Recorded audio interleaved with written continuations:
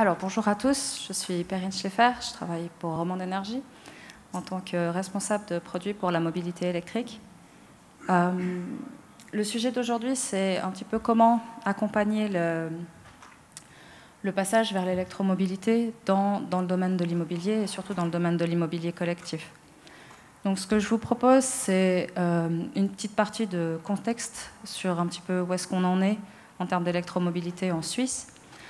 Ensuite, voir un petit peu quels sont les conseils, les pistes, les bonnes pratiques pour accompagner au mieux en fait, les besoins des occupants pour du coup que les biens immobiliers répondent au mieux à ces besoins-là. Donc pour commencer rapidement sur le contexte de l'électromobilité en Suisse, un petit peu où est-ce qu'on en est. On entend beaucoup parler de véhicules électriques à l'heure actuelle. Mais qu'est-ce que cela représente réellement? En fait, sur la période de janvier-février 2022, donc cette année, les 2 derniers mois, on a déjà quasiment un quart des nouvelles immatriculations qui étaient des véhicules rechargeables. Véhicules rechargeables, on va entendre les véhicules 100% électriques et puis les véhicules hybrides rechargeables. Donc c'est dans les 2 cas des véhicules qui vont avoir besoin d'une borne pour la partie électrique. Ça, c'est la tendance actuelle. En termes de moyen long terme, l'année dernière, donc, la ville de Lausanne a annoncé que d'ici 2030, le plan climat, donc, il n'y aura plus de véhicules thermiques qui circulent dans Lausanne. 2035, c'est le Green Deal de l'Union européenne qui prévoit la fin de la vente de véhicules thermiques. Et bien sûr, tous les constructeurs automobiles sont dans cette tendance, suivent cette tendance, avec une augmentation des flottes, une augmentation des modèles en fait, et de l'offre au niveau des véhicules. Qu'est-ce que ça veut dire pour nous? À quoi peut-on s'attendre pour les prochaines années? En fait, si on se focalise sur ces annonces, si on se focalise sur ces plans, et puis si on regarde aussi un petit peu les évolutions telles qu'elles ont lieu dans nos pays voisins, là où l'électromobilité est parfois plus en avance qu'en Suisse, on voit qu'on peut s'attendre à ce que d'ici 10 ans, on ait à peu près 50% de véhicules rechargeables dans la flotte globale en Suisse. Donc c'est pas négligeable et c'est quelque chose qui va nécessiter une attention au niveau de l'immobilier. On va voir pourquoi. Donc pour accompagner les conducteurs vers l'électromobilité, quand on les interroge sur leurs freins, quand on les interroge sur pourquoi est-ce qu'ils n'ont pas encore passé le pas, la plupart citent trois sujets qui sont en fait des leviers importants pour accompagner vers l'électromobilité. D'abord, bien sûr, le développement du marché des véhicules, donc que ce soit en termes de choix, dans la gamme, de prix, d'autonomie, etc. Ce n'est pas des leviers sur lesquels nous, dans cette salle, on va pouvoir vraiment jouer. Au niveau des aides, qu'elles soient cantonales ou communales, ça va être la même chose. On ne peut pas vraiment jouer. Elles existent, surtout sur les cantons donc Genève, Vaud, Valais. Fribourg est en train d'arriver.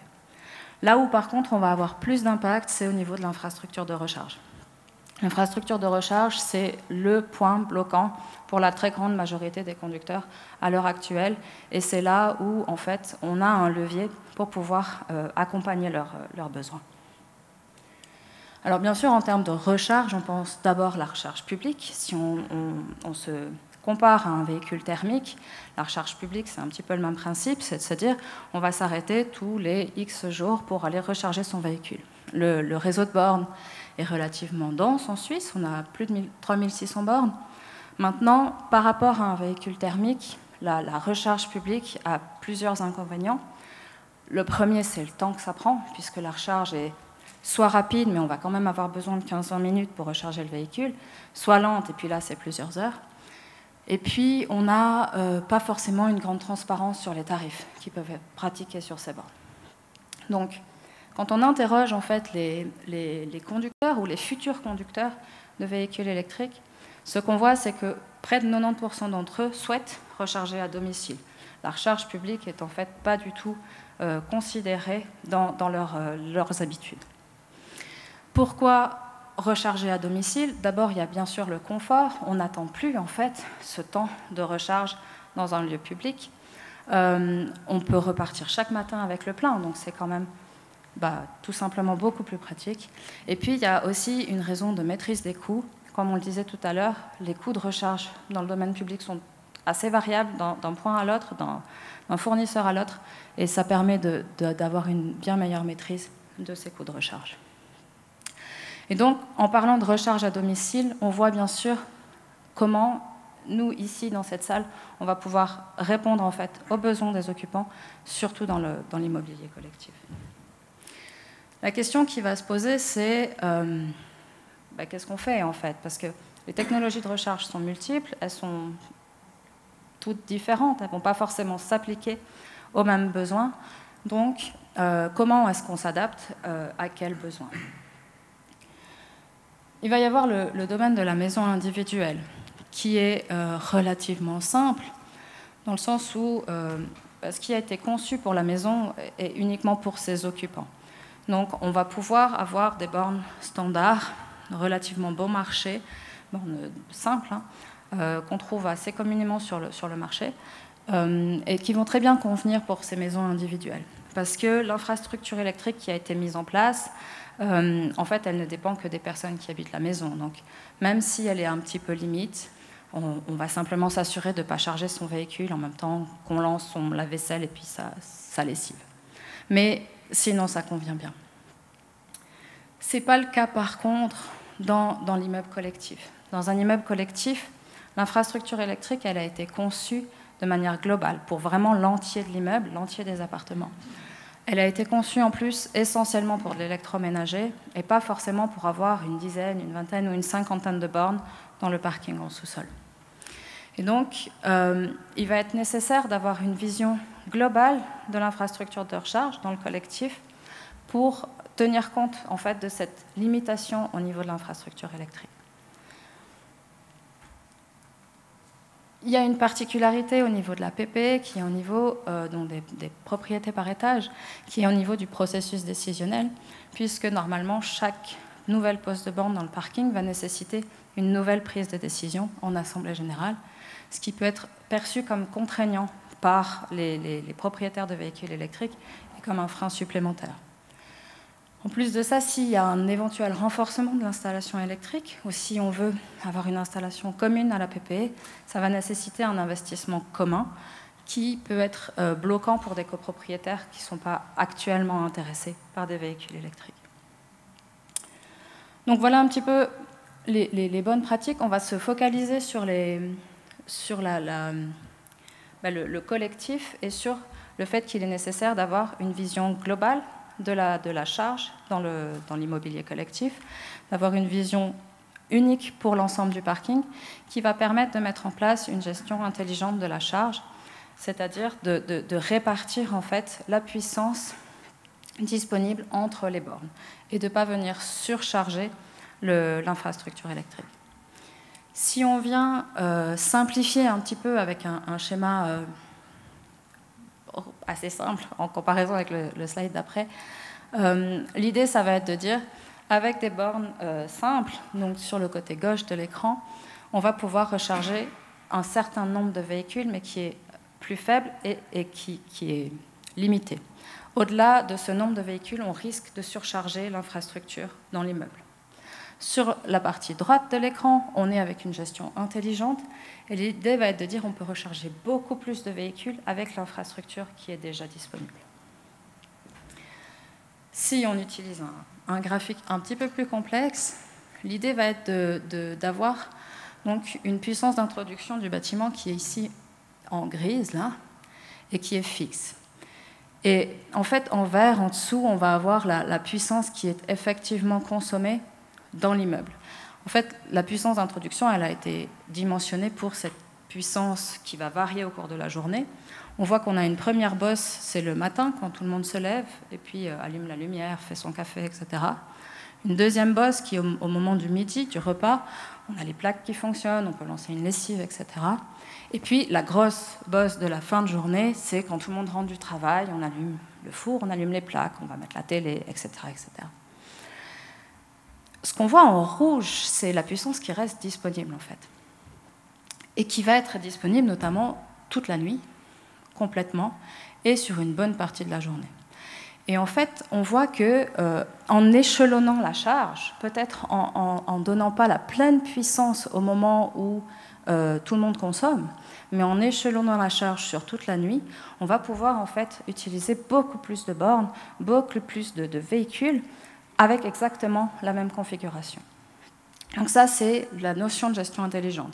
La première chose, ça va être de dire on réduit la puissance allouée aux bornes tant qu'on n'a pas la pleine puissance disponible, donc par exemple dans ce cas-là. Et puis la deuxième chose, si on a vraiment beaucoup, on va les mettre en attente, avec toujours l'optique de dire on utilise l'entier de la nuit pour charger tous les véhicules. Par opposition, si on place le même nombre de bornes, mais simples, donc des bornes qui ne sont pas commandables à distance, sur lesquelles on ne peut pas agir, elles vont être chacune raccordées derrière leur propre compteur d'appartement. Le risque, c'est qu'en fait, tout le monde rentre du travail à peu près à la même heure, branche son véhicule à la même heure, et puis en fait, très rapidement, on va dépasser la puissance d'introduction du bâtiment, alors même que tout le reste de la puissance n'a pas été utilisé. Donc, voilà, ça va permettre de conclure sur ce premier aspect qui est comment amener une solution qui a du sens dans l'immobilier collectif. Et c'est cette nécessité de mettre en place des réseaux de bornes de recharge intelligentes qui peuvent communiquer entre elles parce qu'elles vont optimiser cette puissance qui est déjà disponible, permettre du coup à plus d'usagers de pouvoir s'en servir sans avoir à renforcer le réseau. On parle de au moins retarder et diminuer les besoins en renforcement de réseau, voire même supprimer dans la majorité des cas. Et forcément, d'un point de vue gestionnaire de réseau de distribution d'électricité, ça a aussi un avantage puisque ça va venir aussi réduire les besoins de renforcement globaux. Effectivement, Romande Énergie, on propose une solution de recharge intelligent pour les parkings privés collectifs, qui est Click and Charge, qui est basée bien évidemment sur la solution de bornes en réseau, bornes intelligentes en réseau. L'idée, ça a été qu'au contact de tous les acteurs de l'immobilier avec lesquels nous travaillons quotidiennement, que ce soit des propriétaires ou des copropriétaires ou des locataires, que ce soit des investisseurs immobiliers, que ce soit aussi des gérances, bien sûr, et des administrateurs PPE. L'idée, ça a été de concevoir un produit qui réponde en fait aux problématiques de chacun et qu'en fait, on amène une vraie valeur ajoutée et qu'on participe donc, nous aussi, en tant que Romande Énergie, activement à cette transition vers l'électromobilité. Donc, le service Click and Charge, du point de vue de l'utilisateur d'un véhicule électrique, ça va être la possibilité de recharger chez soi, sur sa place de parc, très facilement. L'idée, c'est un petit peu de se projeter dans le modèle de Internet, où quand on arrive dans son appartement, on peut très facilement aller en ligne, souscrire, recevoir sa box et puis avoir Internet. Et donc l'idée, c'est à peu près aussi simple. Une fois que le parking a été équipé de la solution, on souscrit en ligne, on reçoit sa borne. Alors, c'est pas nous qui la branche, enfin, c'est pas le particulier qui la branche, mais on recharge de manière très facile. Au niveau propriétaire d'immeubles ou copropriétaire, quand on parle d'une PPE, l'idée, c'est de pouvoir répondre aux besoins des occupants qui sont intéressés par un véhicule électrique. Tout le monde ne l'est pas, sans avoir à prendre de risques financiers, sans avoir, dans le cas d'une PPE, à mobiliser le fonds de rénovation, ou sans avoir à investir dans le cas d'un propriétaire immobilier qui ne souhaiterait pas investir. Et puis, du côté de la gérance, encore une fois, l'idée de venir proposer une solution qui va répondre aux besoins des occupants sans avoir à venir ajouter de charges administratives. Parler des assemblées et des 140 de l'année passée, je pense que chacun a suffisamment à gérer. Et donc, l'idée est de ne pas venir rajouter une tâche administrative supplémentaire pour cette problématique. Donc, on ne voit pas, il y a une flèche au milieu qui fait tout le tour pour dire que c'est un service complet. Donc le service de recharge Click and Charge, l'idée de base, ça va être de dire qu'il faut une approche globale au niveau du parking, il faut une infrastructure de recharge globale qui va permettre ensuite de venir poser des bornes. Cette infrastructure de recharge a un coût qui peut être rédhibitoire dans certains cas si la PPE ne souhaite pas investir ou si le propriétaire immobilier ne souhaite pas investir. Donc, ce coût, la proposition, c'est de dire c'est Romande Énergie qui le prend à charge, qui va venir investir dans cette infrastructure électrique, dans toute l'infrastructure de communication pour que les bornes puissent communiquer entre elles, pour que le parking soit prêt à recevoir des bornes. Une fois que c'est fait, on va mettre en place un service de souscription en ligne qui va permettre en fait à tous les utilisateurs d'avoir un unique point de contact. Romande Énergie, la gérance, le propriétaire, l'assemblée de copropriétaires, tout le monde est hors de la boucle, l'interlocuteur unique est Romande Énergie.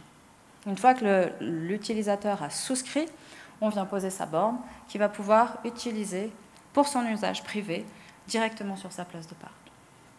Bien sûr, on fournit la gestion intelligente, on n'aurait pas fait tout le speech sinon avant.